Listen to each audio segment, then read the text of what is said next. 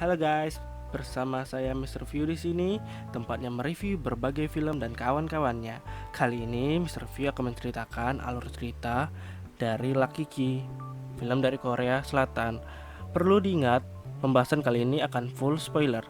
Jadi bagi kalian yang tak suka spoiler silahkan di skip. Jika kalian suka konten ini silahkan di like, di subscribe, dan kalau ada rek film silahkan komentar di bawah. Sebelum kita mulai, mari kita mulai intronya dulu.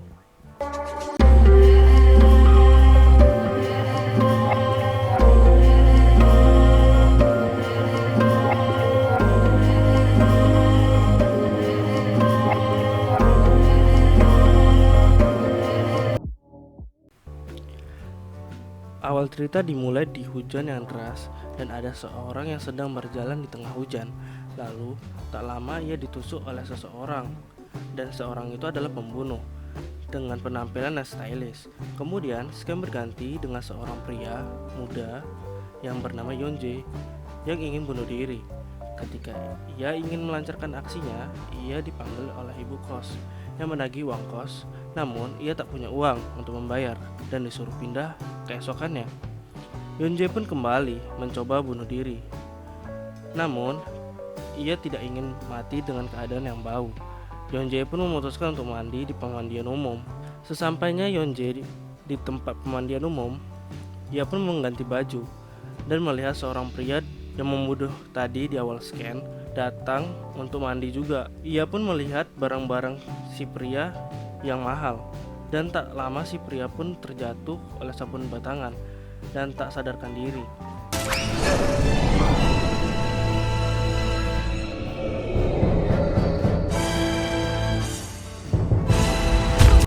Dan dibawa oleh ambulans. Tanpa sengaja kunci loker si pria jatuh di hadapan Yeonjae. Yeonjae yang tahu si pria kaya pun mengurungkan niatnya untuk mengembalikan kuncinya. Yeonjae pun berpikir untuk bergaya dan melunasi hutangnya sebelum ia mati. Yeonjae pun berjanji mengembalikan barangnya. Ia pun berjalan-jalan.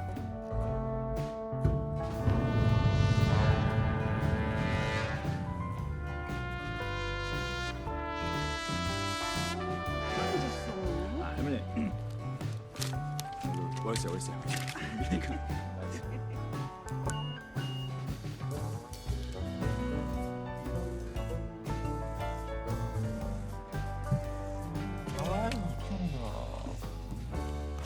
아줌마 이거 외상값이야. 잔돈 없어? 웬일이래? 맞아? 미안하다. Singkat cerita, Yeonjae pun puas dengan jalan-jalannya, hendak mengembalikan barang si pria, namun ia ketahuan oleh si pria. Namun si pria pun diketahui kalau dia amnesia atau lupa ingatan. Yeonjae pun mengurungkan niatnya untuk mengembalikan barang si pria dan berencana untuk mengembalikan langsung di keluarganya. Oh iya, di sini dan selanjutnya si pria pembunuh di awal scan tadi akan saya sebut sebagai Ucup aja ya, soalnya namanya akan disebutkan di akhir film dan namanya susah kali kalau diucapkan terus menerus. Jadi lanjut, si Ucup yang sudah boleh pulang pun harus membayar 920.000 won. Namun si Ucup tidak ada uang dan ia meminta wanita yang membawanya ke ambulans membayarkan dahulu dan berjanji akan mengembalikannya ketika di rumah. Scam berganti ke Yeonjae yang sesampainya di apartemen si Ucup untuk mengembalikan barang si Ucup.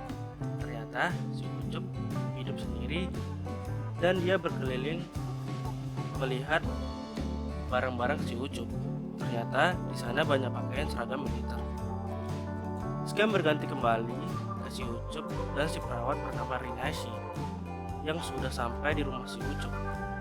Dan ketika Rinashi melihat rumahnya yang berantakan, Rinashi sudah tidak ada harapan untuk uangnya yang ia pinjamkan kepada si Ucup untuk kembali. Oh ya, dari sekarang rumah Yeonjae dan si Ucup sudah tertukar ya. Oke, lanjut. Scam berganti di rumah si Ucup. Yeonjae sedang melihat TV, namun tidak ada siaran selain wanita yang sedang yoga. Tanpa sadar, ia tertidur di sofa. Dan saat ia terbangun, ia melihat wanita di TV itu mau bunuh diri. Namun, si wanita itu bangun kembali, yang membuat Yonje terkejut.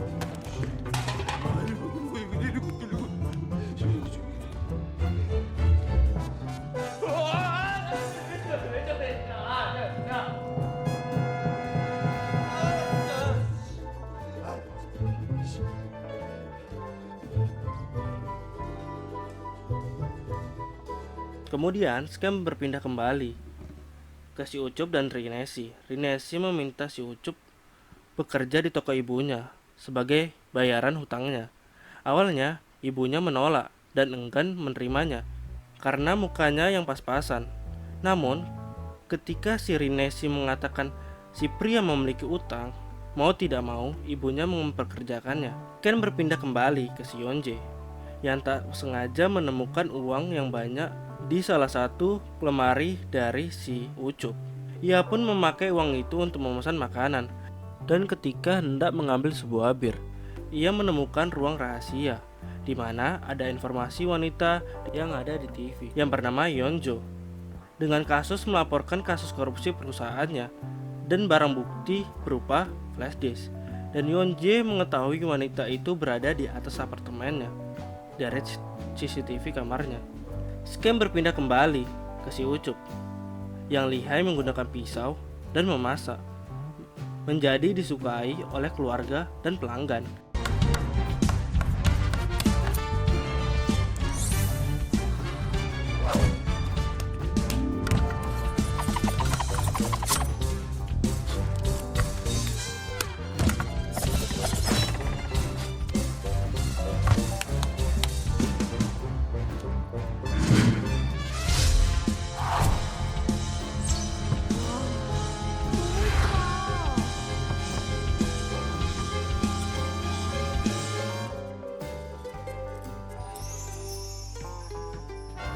Ketika pulang dari toko, Rinesi mampir di rumah si Ucup untuk membahas tanggal gajian, namun ternyata kalender belum diganti.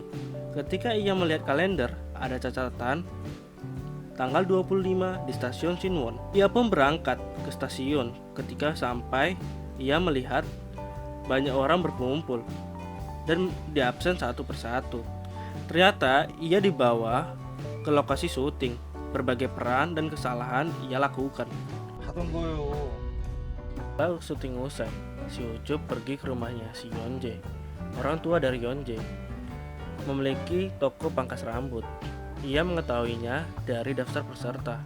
Sesampainya Ucup di toko pangkas rambut ayahnya Yonje, dia mendengar orang tua Yonje mengatakan artis yang gagal dan menjelekkan anaknya di depan pelanggannya. Di sini Ucup yang merasa dirinya adalah Yonje merasa dirinya adalah orang yang gagal.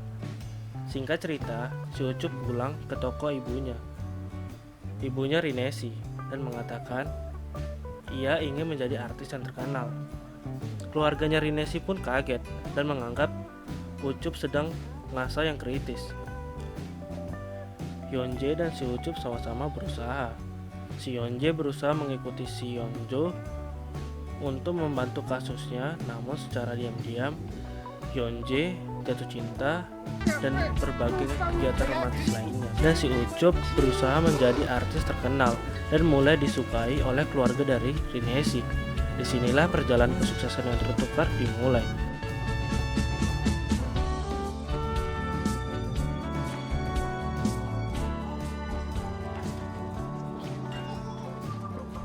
Singkat cerita, Yonje menerima telepon dari pelanggan si Ucup dan meminta dipercepat membunuh Yonjo dengan tambahan uang, dan Yonje yang tahu hal tersebut pun murka dan membawa si Yonjo bersamanya pindah menggunakan uang dari si Ucup yang ia temukan di lemari persembunyiannya. Scam berganti di lokasi syuting, terjadi adegan ciuman. Akan tetapi, si Ucup ini tidak pernah merasakan ciuman sepanjang hidupnya. Alhasil, ia pun grogi sampai keringat dingin. Alhasil, sutradara pun memintanya berlatih ciuman dan besok harus bisa Ucup curhat dengan Rinesi. Dengan spontan, si Ucup meminta berlatih ciuman dengan Rinesi untuk melatih dirinya. Herannya, Rinesi mau ciuman muah-muah bibir dengan ganas.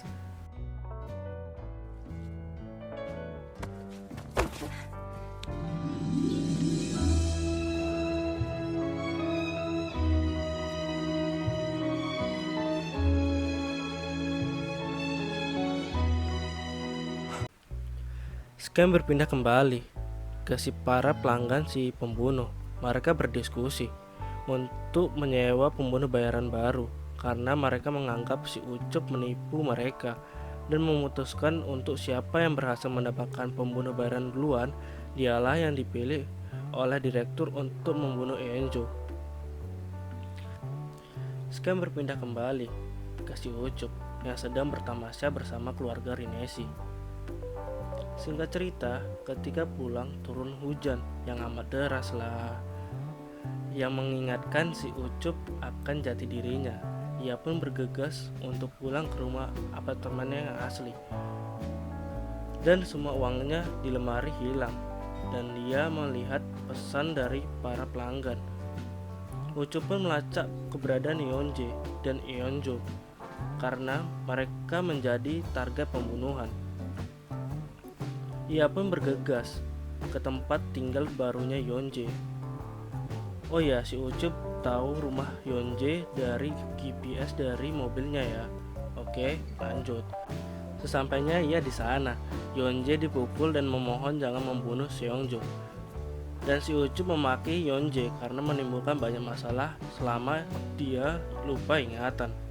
Di sini ia juga menjelaskan ia bukanlah pembunuh, namun orang yang menyelamatkan orang yang jadi target pembunuhan dengan cara merekayasa pembunuh tersebut. Oleh sebab itu, Yeonjo selalu berlatih yoga dan menggunakan senjata tajam untuk meyakinkan aktingnya ketika berpura-pura terbunuh. Dan si Ucup memaki Yeonje karena menimbulkan banyak masalah selama dia lupa ingatan. Di sini ia juga menjelaskan ia bukanlah pembunuh, namun orang yang menyelamatkan orang yang jadi target pembunuhan dengan cara merekayasa pembunuh tersebut. Oleh sebab itu, Yeonjo selalu berlatih yoga dan menggunakan senjata tajam untuk meyakinkan aktingnya ketika berpura-pura terbunuh. Si Ucup menyarankan untuk Song Yeonjo untuk pergi ke luar negeri, namun ia menolak karena udah cinta sama Yeonje. Itulah namanya cinta, membutakan. Oke, lanjut. Si Ucup pun mengerti dan menyusun rencana untuk menghapuskan mereka bertiga. Alasan si Ucup ikutan karena ia sudah lelah menjadi pembunuh bayaran palsu. Oke, lanjut. Dengan cara pura-pura terbunuh, mereka menyusun rencana secara matang di gudang kosong. Dan singkat cerita, malam pun tiba di mana mereka beraksi. Namun, ketika si Ucup sedang bersiap untuk pergi ke gudang yang kosong, si Rinesi datang ke rumah si Yeonje. Di sana, si Ucup bilang kalau ingatannya sudah kembali dan meminta Rinesi menjauh darinya mulai dari sekarang demi kebaikannya. Mereka pun berdebat. Rinesi pun pergi dan Rinesi menangis di mobil ambulannya. Namun ini bukan drama Indonesia, jadi di skip. Namun ia melihat si Ucup naik mobil yang belum pernah Rinesi lihat.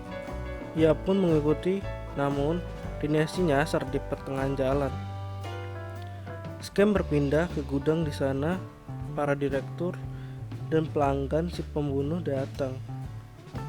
Yeonje dan Song Yeonjo yang sudah di gedung berakting meyakinkan para direktur dengan aksi pembunuhan Yeonjo.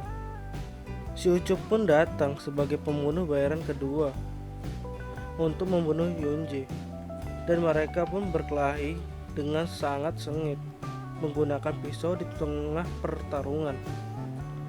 Namun, Rinesi tiba-tiba datang mengganggu akting mereka yang membuat direktur curiga dan terheran-heran. Si Ucup pun pura-pura tak mengenalnya dan bertanya-tanya siapa yang membawa wanita ke gedung ini. Rinesi pun jengkel dengan tikah si Ucup, dan ia pun mendekati si Ucup, dan akhirnya Yonje menusuk si Ucup. Tiba-tiba kontainer jatuh dari atas dan menimpa mereka. Direktur dan pelanggan si Ucup pun senang karena mendapatkan barang bukti dan tak perlu membayar ketika mereka pergi. Yonje beserta Ucup dan Rinesi keluar dari kontainer. Ternyata ini merupakan settingan mereka supaya meyakinkan. Akhirnya, disinilah si Ucup menjelaskan nama aslinya. Nama aslinya adalah Chon Yong-woo. Katakan semuanya kepada Rinesi. Inilah alasan mengapa Mr. Review tidak menjelaskan nama aslinya, karena namanya susah disebutkan. Dan adegan penutupnya, Chon Yong-woo dan Yonje membuat identitas baru dan bermain peran bersama. Tamat. Bagaimana menurut kalian filmnya? Film ini pernah ditayangkan di salah satu siaran televisi. Oke, silahkan komentar untuk react dan like kalau suka, dan dislike pun tak apa, dan subscribe. Terima kasih.